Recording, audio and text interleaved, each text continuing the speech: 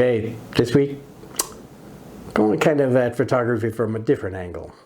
Kind of a smartphone angle. That's right. Everybody's got one of these in their pocket, right? That means everybody's got a camera, including my son, who seems to be vocalizing his opinion.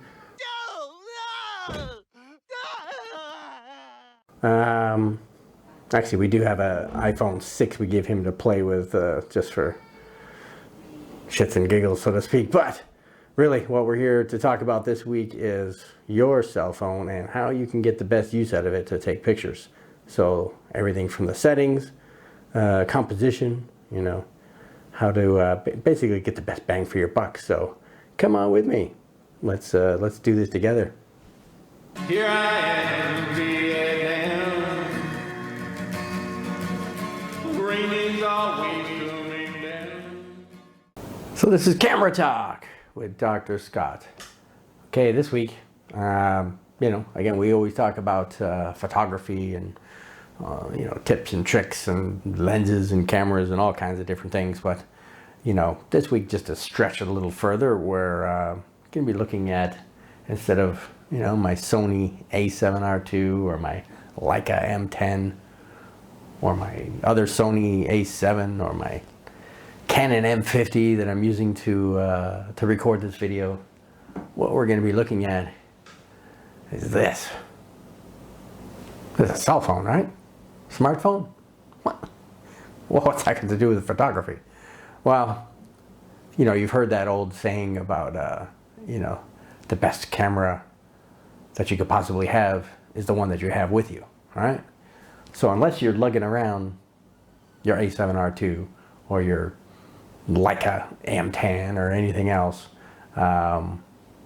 what do we always have in our pockets? 99% of us, I'm sure, at least watching these types of videos, carries a cell phone with us here and there. And out of those cell phones, most of us are carrying what they consider a smartphone these days. You know, it's not just a telephone, it's a connection to the internet, or as Steve Jobs used to say, it's your whole music library in your pocket. But it's also a camera. And today's cameras are much better than they were when they first started out anyway. I remember way back when I had a Nokia little brick camera, brick cell phone, or my BlackBerry and whatnot. The cameras were like pretty sketchy as far as taking a decent picture. But in today's technology, you know, like this one, for example, is my iPhone XS. You know, I'm not into spending over $1,000 for, you know, the iPhone 12 or 13 or whatever number we're at these days. But still, the XS has a good camera. It's got dual cameras. It has dual sensors, 12 megapixel sensors.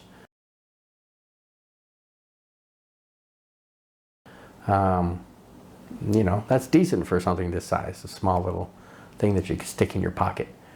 You know, this has 24 megapixels. This has 42 megapixels. But do you think I'm going to carry that around in my pocket all day long? I don't think so. And even if I did, every time I put it down, especially the Leica here, I'd put that down, somebody'd steal it within minutes. So I can't be carrying that around with me all the time just because, you know. So we do carry this around though. This is our kind of go-to these days. So that's what I want to talk about this week. You know, I'm not going to get seriously in depth into cell phone technology, but I want to touch on a few things anyway. What do we usually use this for? Selfies, right? You know, we're taking those pictures all the time. I see them all over the place. I see people doing it in public everywhere, as well as posting on their Facebook or Instagram or whatnot. Next after the selfie comes friends and family.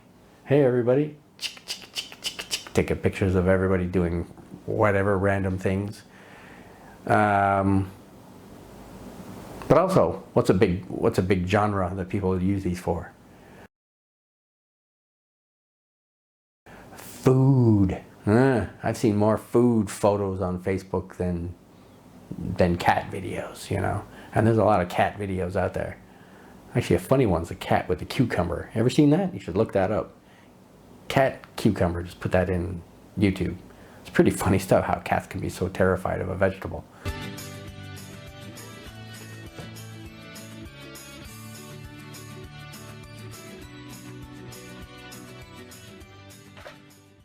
But anyway, it's entertaining. I'm not a big cat guy, so to me it's funny to watch cats freaking out.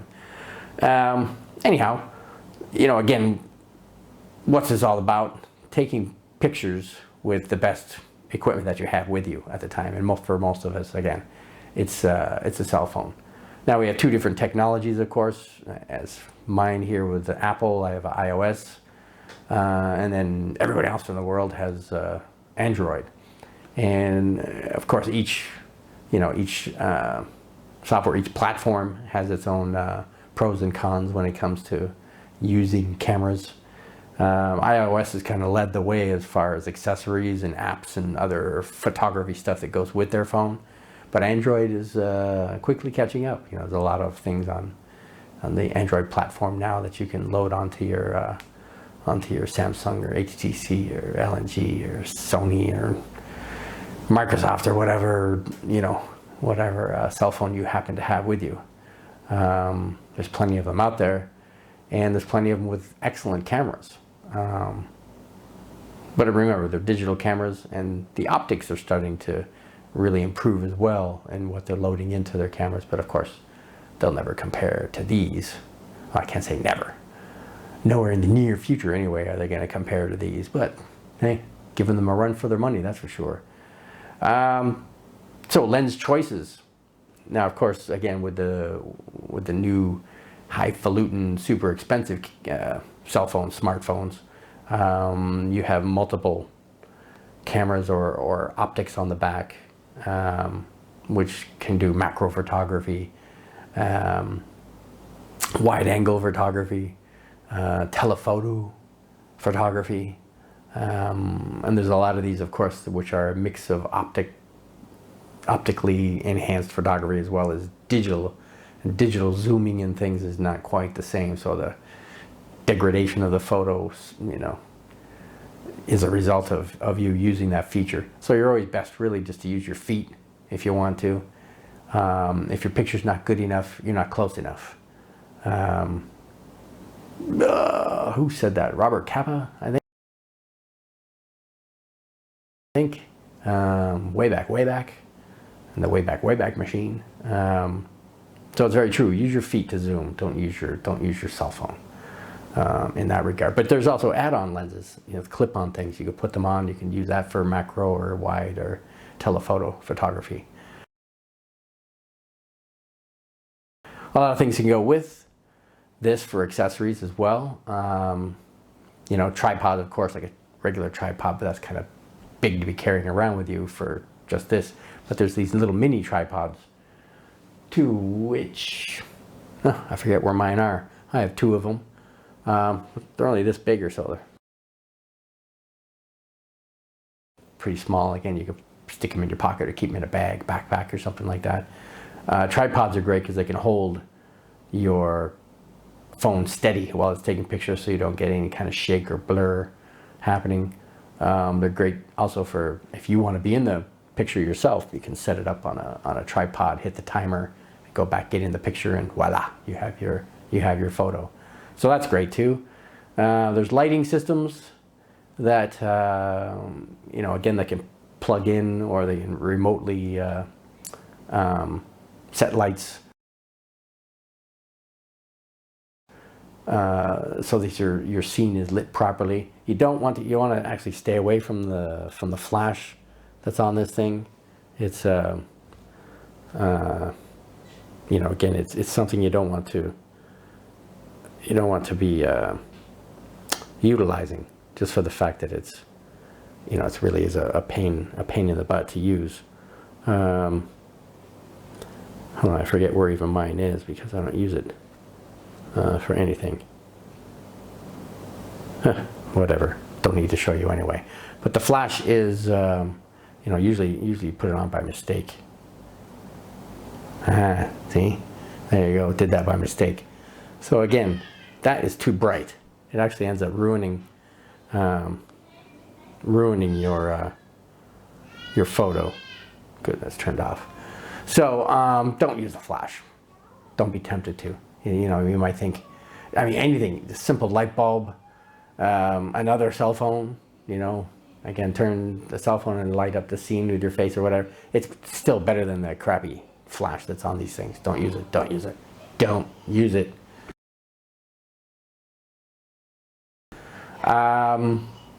Remote triggers, you know, again, they're, you know, separate piece of equipment you could buy that you can, you know, sync up with your phone through Bluetooth and whatever, and you can take pictures without ever touching your phone.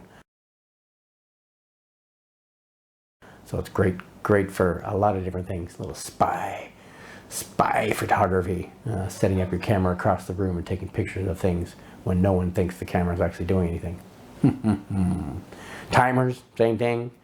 You know, 5 second, 10 second, 1 minute, whatever your phone can go up to for timing. Now, when you're actually taking the picture yourself, also check the settings. You know, go into the camera settings itself. Make sure, like again, I'm using my iPhone. Yours may be different, but you know they all are similar anyway. Make sure you're not on video.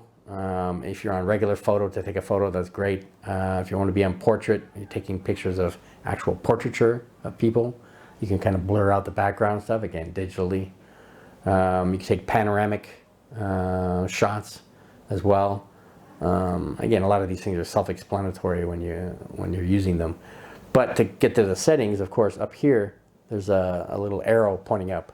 Just push on that, and down below here you have the various settings in whatever section you're in. So this is in the photo section. So I can change, I can put my flash on and off, I can put my live view on and off, I can change from a 4:3 ratio to a square, 1:1. That's good for Instagram. I can put it on 16:9, which again covers the whole thing for that view. But I keep it on 4:3 just because that's the default. Nothing wrong with default sometimes. You have the timer, 3 seconds, 10 seconds, timer off. You have different filters. I would highly recommend, again, stay away from filters. Now, if you're taking a picture and you're loading in like an Instagram or something, that's fine. Play with the filter and see if something looks nice on your photo. But stay away from the photo or from the filters actually in your camera, because a lot of times they can actually ruin your picture. They over process things and the colors look freaky and eyes are too white and so on and so forth. It looks weird. So I would suggest not going with the filters. And then again, to go back, press the button again, the little arrow, and it goes back up. And let's say you go to portrait. Now you change it to portrait. You can do the same thing. Press the little arrows down. Again, you got flash, you got timer, you got filters. And here it's a little bit different. You have click on the F and you get f-stops. So its default is f4.5. If you know anything about, photography, 4.5 is, it's okay. It's not the greatest. If you're taking portraits, it's not the greatest aperture. So you may want to move that up to, it goes down to 1.4, which is actually these guys here.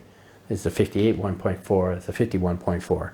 So you can change your aperture to 1.4 and you'll get a shallower depth of field and be able to blow out the background and stuff like that.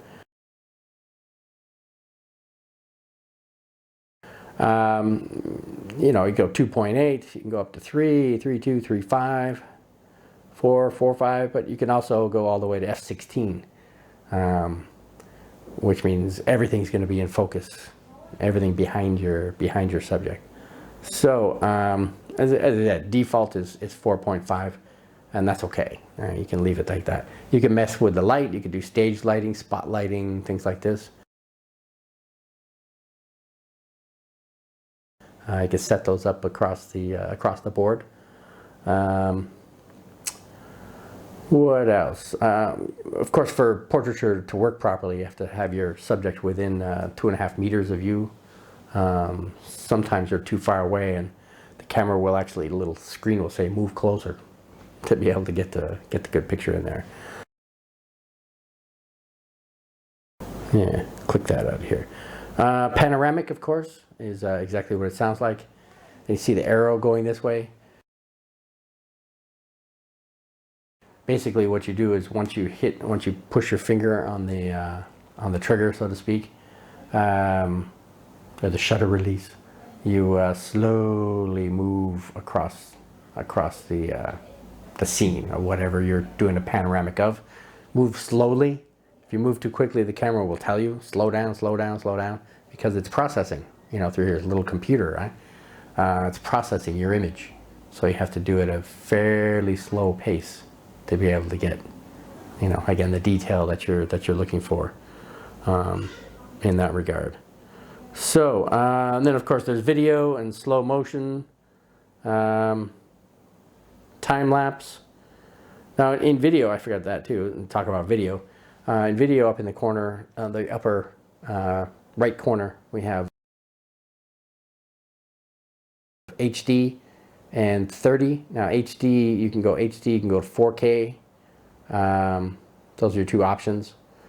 30 means 30 frames per second. That's pretty much your standard video speed, or film speed. When you watch TV or movies, that's about the regular speed.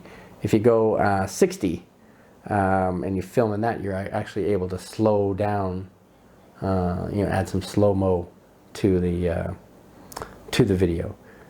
Now if you actually go into slow motion mode, you can again go to 120 or 240, and again those are frames per second. The higher the number, the more slow motion you actually have.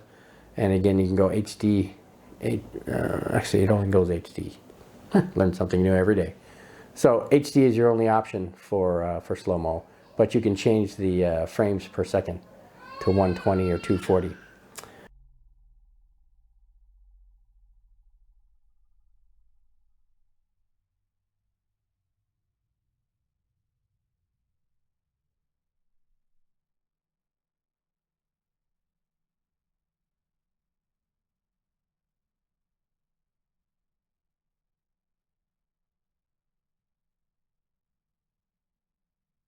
Time lapse here is basically it.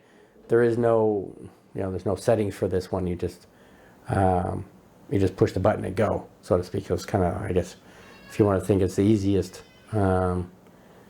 setting. That's about it for actually working with your cell phone. So those are the settings anyway. Now, next thing I want to talk about is like a composition, which is important, which means how you set up your photo. When you're taking the picture itself, there's grids that you can apply to the screen itself. Now I forget where those are.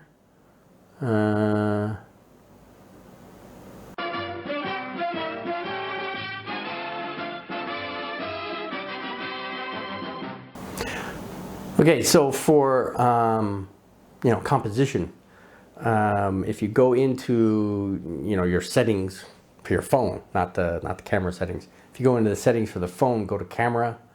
It'll bring up a menu, and let me go down to tell you exactly what it says.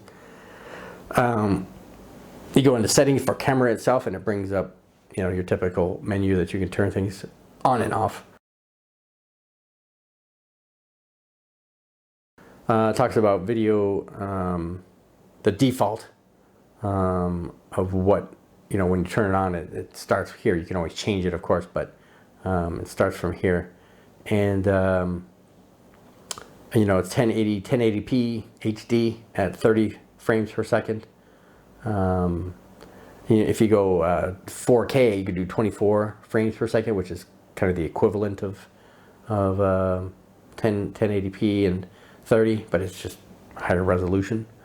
So that's your default stuff that's there already. But what you want to turn on down here where it says composition, you want to turn on grid. So you make sure that green is on. And then if you go back to your camera, you'll see that there's a grid. There's 4 lines, so that you have nine squares. And when you take your picture or your photo, if you make sure, and of course this isn't written in stone, it's just kind of a suggested thing for artistic purposes, where the lines intersect. If you have a subject there, then it tends to draw the eye of the viewer to that particular subject. And if you're doing like a close-up of the face, maybe one of the intersections will cross in front of the eye, and again it'll draw the attention to that eye, so to speak, because when we look at people, we tend to look at their eyes anyway. So again, composition wise, using this grid is helpful. And then after a while, when you get used to knowing kind of where the imaginary grid is, you can turn it off and you don't worry about it anymore. But actually, I didn't have it on either. I had to actually look for it to turn it on for you, just to talk about it. So make sure, again, if you're taking just random pictures of things, that's fine if you're doing it for memory's sake or whatever. But to make it more valuable to you, it should have a focal point. Have a subject, have something that stands out in your picture that's going to draw the attention from your viewers looking at your photo. Want to get something out of it other than, oh yeah, here's a picture of a beach, yay. But if you have a picture of the beach with the lifeguard stand kind of off, a third into the picture or something, that draws their eyes to that. Looks more interesting. Or maybe a boat up on the beach or something, or maybe a interesting looking person laying on the beach, sun tanning, getting oiled up, whatever it could be. Get a picture of that, draws the attention. Use leading lines, and what those are again, it's a compositional feature that can draw the viewer's attention up to something. So using the beach again as an example, as the ocean's splashing, waves crashing on the beach leaves a wet line. You have the white sand here and the dark sand here where it's wet. It may lead up, and if you have, the lifeguard from the lifeguard stand standing there with his or her little flotation device, if that's your subject, and the line leads the eyes up to the lifeguard, and so on and so forth. I'll show you some examples of that actually right here. And so that's the leading lines. We talked about the rule of thirds, which is what that grid is called. I don't know if I showed you any examples of that. If I haven't, well, here's some examples of the rule of thirds.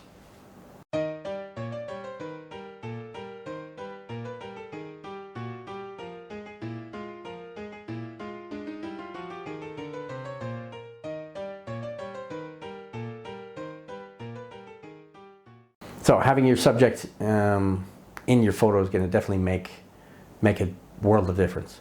Watch your exposure. Now again, the computer in here is trying its best to figure out if it's too bright or too dark, whatever the scene may be, and it'll compensate for it. But sometimes it doesn't do a perfect job.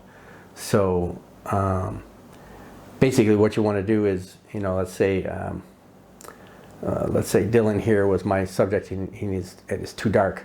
I could double tap on the screen. Now this is just the lock screen, so he's not live. But you could tap on the screen, it'll bring up a box with a sunshine symbol around it. Drag your finger up to make it brighter or down to make it darker. And then hold it, tap and hold, and it'll lock the exposure on there. So when you take your hand away and move it, the camera's not going to readjust and again pick the wrong exposure, so to speak. So that's an important part. You know, light is always an important thing in photography. We talked about filters, editing. When you're editing your photos, that's one thing to also watch out for, is over editing. Things like contrast, which is, you know, looking at differences, you know, you can think of it that way. So contrast will put a hard edge on something. Or darken something or lighten something is what contrast will do. Saturation deals with colors, you know, so when you have, you know, this green, maybe green, but if you blow the saturation, it becomes a bright green, like a lit up Christmas tree kind of thing. And it looks very cartoonish and whatnot, so be very careful about adjusting things like contrast and saturation. Same with brightness, vibrance, all those things. Sharpness, sharpness sometimes needs, you need to put a little sharpness in there to you know, put the emphasis on something. But be very judicious when you use it. Make sure that you're not overdoing anything in that regard. So I think that was pretty much all I wanted to talk about today with cell phones. I'm going to show you some samples of my own cell phone photography, with mostly Dylan here, but you know, some other stuff too. But you know, again, cell phones can come in handy when there's no other camera around. So I'll show you some of that right here.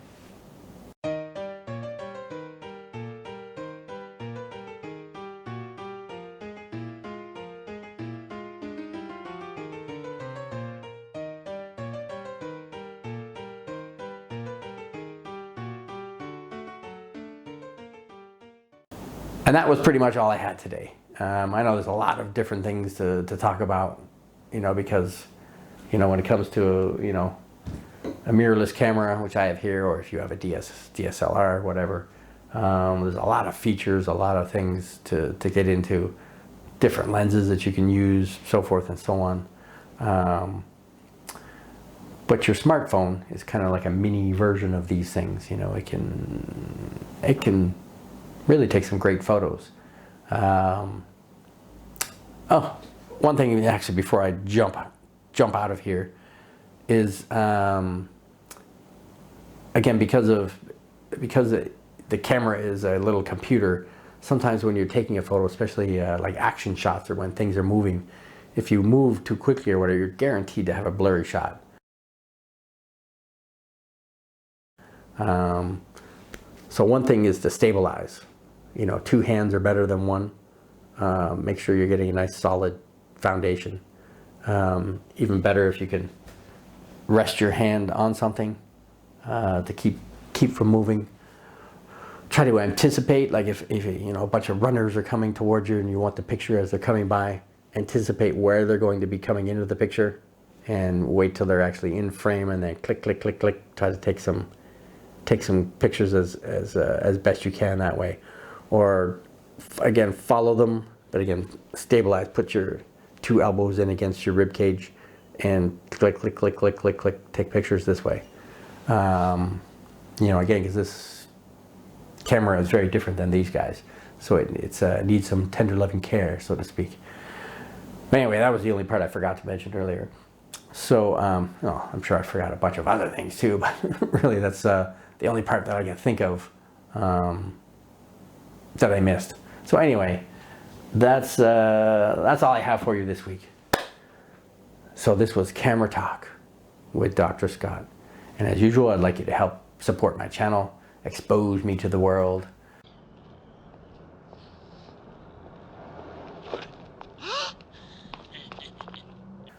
I can expose myself to the world, but help me expose me to YouTube anyway. And subscribe. And subscribe. And I always like to do 3 times, because 3 times a charm. Subscribe. And who's my favorite girls? Well, besides my wife, of course. But my favorite thumbs up girls are the thumbs up girls. I don't even know the name of their group, but I like to put them in all my videos at the end. So here's the thumbs up girls.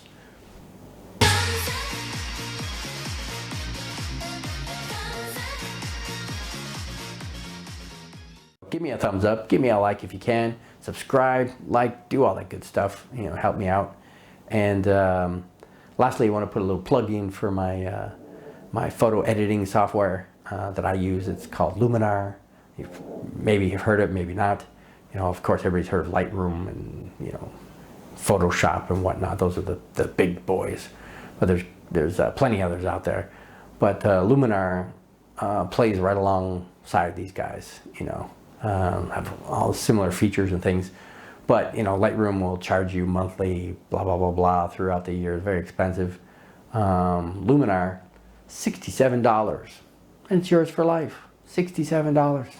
Hey, you can put it on your computer and leave it there forever and never have to pay another penny.